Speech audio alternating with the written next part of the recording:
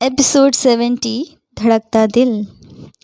साइशा को अनिरुद्ध से लिपटा हुआ देख संजय सिंह शेरावत का गुस्सा 7वें आसमान पर पहुंच गया। उससे ये बिल्कुल भी बर्दाश्त नहीं हो पा रहा था कि उसकी दुल्हन किसी और मर्द के इतने करीब जाए। वो मंडप से नीचे उतरा और अपने पैर पटकता हुआ उनकी तरफ बढ़ा।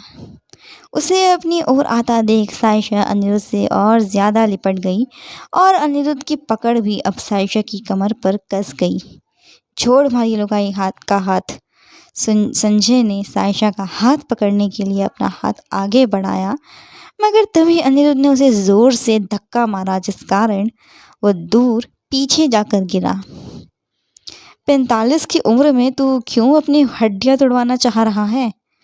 अनिरुद्ध ने संजय का मजाक उड़ाया तो उसे बिल्कुल भी अच्छा नहीं लगा। उसकी कही इस बात ने संजय के अहम को ठेस पहुंचा दी थी। संजय वापस खड़ा हुआ और फिर से उनकी तरफ बढ़ा। तभी अनिरुद्ध ने अपना वेस्ट से पिस्तौल निकाली और गोली हवा में चला दी। वहीं रुक जा शेरावत, अगर तुझे अपनी जान प्यारी है तो, अनिरुद्ध बोला। तभी संजय के पिता सूर्य सिंह शेरावत की आवाज़ गूंजी, अगर थारे को अपनी जान प्यारी है ना छोरे, तो इस छोरी को हमारे छोरे के हवाले कर दे, वरना ठीक बात नहीं होगी। हाथ में धुनाली लिए सूर्य सिंह शेरावत अनिरुद्ध से बोला। इस वक्त उसने अपनी धुनाली का निशाना अनिरुद्ध की तरफ किया हुआ था। तभी राजा रंजीत सिंह ठाकुर बोले, शेरावत, छोरी को जाने दे, ये छोरी हमारे गांव की ना है। थारे को मन ने गांव में से ही एक छोरी के साथ ब्याह करने की इजाज़त दी थी थारे छोरे के साथ। वाह ठाकुर साहब, वाह, हमारे साथ दो तरफा खेल खेल रहे हो। एक तरफ आपने बोला था कि गांव में से किसी भी एक कुंवारी छोरी के साथ हमारे छोरे का ब्याह करवाओगे, और दूसरी तरफ आपने गांव की सारी छोरियों को उनके घर से बाहर निकलने के मना किया हुआ है। ये तो वही बात हो गई कि चित भी थारी और पट भी थारी। अब हमारे छोरे को जो छोरी घनी पसंद आ गई है, इब तो हमारा छोरा इसी छोरी के साथ ब्याह करेगा, सूर्य सिंह शेरावत बोला। मगर तभी राजा रंजीत बोले, ऐसा कतई नहीं हो सके जे छोरी। जैसे ही राजा रंजीत अनिल और साइशा की तरफ मुड़े, उन्होंने देखा कि वो दोनों वहाँ मौजूद नहीं थे। जब वो सब एक दूसरे से झगड़ने में लगे हुए थे, तभी मौका देखकर वो दोनों वहाँ से भाग गए।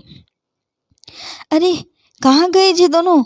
देखो जाके, ज़्यादा दूर नहीं भागे होंगे, अभी वो दोनों पकड़ कर ले आओ दोनों को यहाँ हमारे सामने, संजय अपने आदमियों से बोला। वहीं अनिरुद्ध और साइशा गाड़ी में बैठकर वहाँ से निकल गए। साइशा ने अब जाकर राहत की सांस ली जब अनिरुद्ध उसे बचाकर वहाँ से ले आया था। थकान और लगातार रोने के कारण उसका गला काफ़ी सूख चुका था और अब उसे काफ़ी ज़्यादा प्यास भी लगी थी। मगर इस वक्त वो अनिरुद्ध से पानी पीने के लिए पैसे नहीं मांग सकती थी, जबकि अनिरुद्ध इस वक्त काफ़ी फोकस था ड्राइव करने में। वो एक नज़र उसे देखती और फिर दूसरी बार अपनी नज़रें नीचे कर लेती। तभी अनिरुद्ध ने नीचे की ड्रॉवर से बिस्लरी की बोतल निकाली और साइशा की ओर देखे बिना ही वो बोतल उसकी तरफ बढ़ा दी।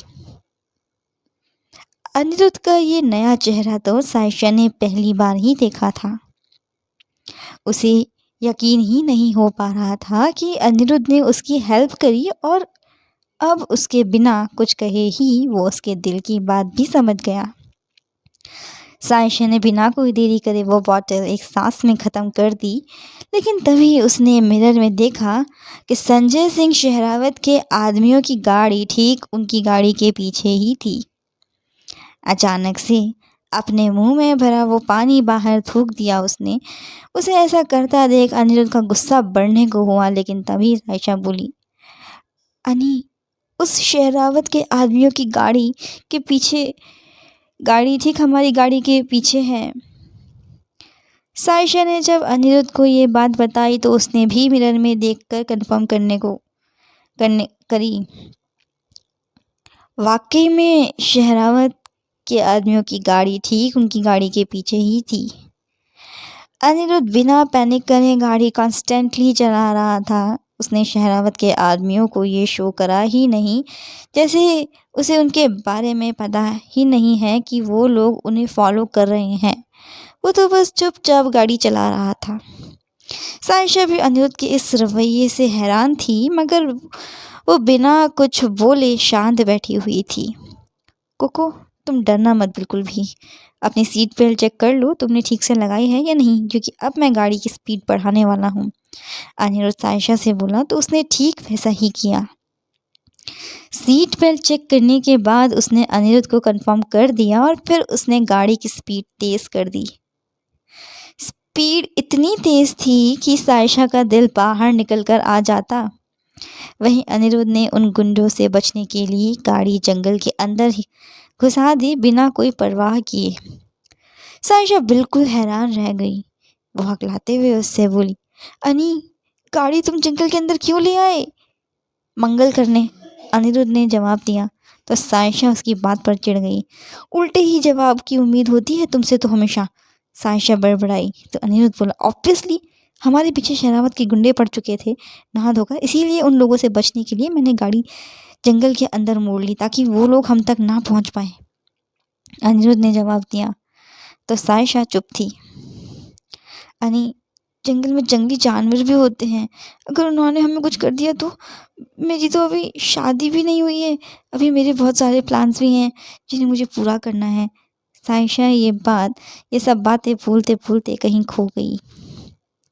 तभी अनिरुद्ध के सपनों में पानी फेरते हुए बोला, तुम फिक्र मत करो, वो जंगली जानवर जब तुम्हें देखेंगे ना तो अपने आप डर के भाग जाएंगे तुमसे। अनिरुद्ध की बात सुनकर साइशा चिढ़ते हुए बोली, क्या मतलब है तुम्हारा कहने का? यही कि तुम भैंस लग रही हो, अनिरुद्ध बोला। तो साइशा की आंखें बड़ी हो गईं और मुंह खुला। तुमने मुझे भैंस कहा और तुम खुद क्या हो, सांड कहीं का? साइशा ने भी अनिरुद्ध को बेइज्जत करने का मौका नहीं छोड़ा, मगर उसे आज साइशा की बातों पर बिल्कुल भी गुस्सा नहीं आ रहा था, बल्कि उसे काफ़ी अच्छा महसूस हो रहा था। तभी उन दोनों को किसी जानवर के दहाड़ने की आवाज़ सुनाई पड़ी। वो आवाज़ अब उनकी गाड़ी के एकदम नज़दीक पहुंच चुकी थी, मगर बेवकूफ़ साइशा पैनिक करने लगी। उसे ऐसा करता हुआ देख अनिरुद्ध ने उसका मुंह अपनी हथेली से बंद कर दिया और एकदम उसके कान के नज़दीक जाकर धीमी आवाज़ में बोला, तुम कभी अपना मुंह बंद नहीं रख सकती क्या? वो उसे घूरे जा रहा था।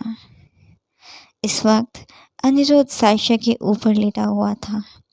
उसकी गर्म सांसें साइशा के गोरे व नरम चेस्ट पर पड़ रही थी। उस जंगली जानवर से बचने के लिए अनिरुद्ध साइशा के और ज़्यादा नज़दीक चला गया। वो साइशा के ठीक गर्दन के पास पहुंच चुका था। उसकी इस पोजीशन से वो दोनों काफ़ी ऑकवर्ड फील कर रहे थे। दोनों के ही अंदर मिक्स्ड फीलिंग्स पैदा होने लगी थी एक दूसरे के लिए। इस वक्त वो दोनों एक दूसरे में के इतने करीब थे कि दोनों को एक दूसरे के दिल की धड़कन साफ सुनाई दे रही थी। आज के लिए बस इतना ही। अगर आपको आज का एपिसोड अच्छा लगा तो कमेंट करिए और चैनल को सब्सक्राइब करना ना भूलें। Thank you.